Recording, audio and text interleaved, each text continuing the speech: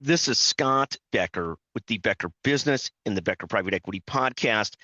Today's discussion is going to be about strategic planning, wins and losses, and personal experiences. We're going to talk about personal experiences. So here's the issue on business and strategic planning. And again, you're with the Becker Business, the Becker Private Equity Podcast. We try and bring you 1 to 2 business and market insight episodes a day, plus 1 interview a day with a brilliant business leader. So we're going to talk today about business and strategic planning, wins and losses. So here's what I see as the spectrum of business and sort of investment planning and whatever planning you're doing. This could apply as well to your sports, to your fitness, to your business, to really whatever you're trying to do, to your career, et cetera. And I look at business plans through 3 different lenses. People that just act without a plan, and sometimes they get where they should be going because they act and they figure it out. Second, those that work with a sort of minimum size plan for what they're trying to do. And then third, those that work with comprehensive plans as to what they're trying to attack. And what I would say is I see a lot of people at either side of the spectrum that either just get going and act without a plan, or 2, go for the most comprehensive plan they can and then not really get started.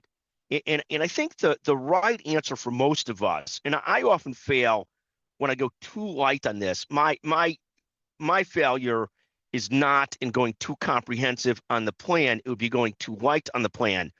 But the basic concept that I think about is as follows: that if I'm trying to become a better investor, I've got to do some deeper thought up front, and I've done a really good job of this, as to how I want to allocate assets.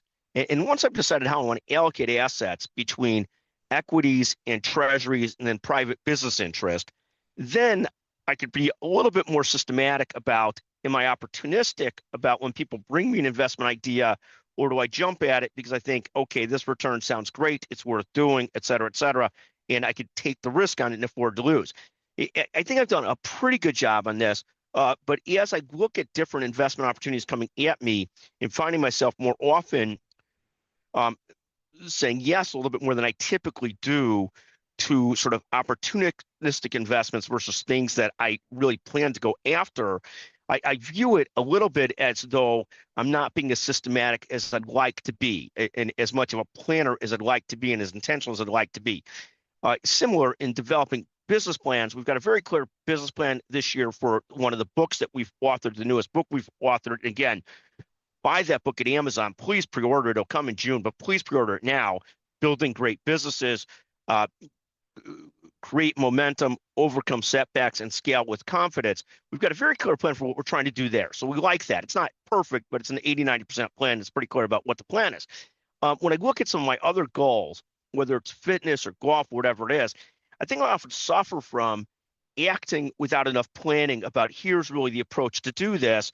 And often I feel like I would benefit from just a little bit more planning up front, a little more clarity up front as to what I'm trying to do. My hope with this is, and again, I've had a successful business career. We've done great. Plenty of people have done a lot better. We've done great. Went to Harvard Law School, had a great legal career, built a great business, have had fantastic colleagues, served great customers. So no complaints.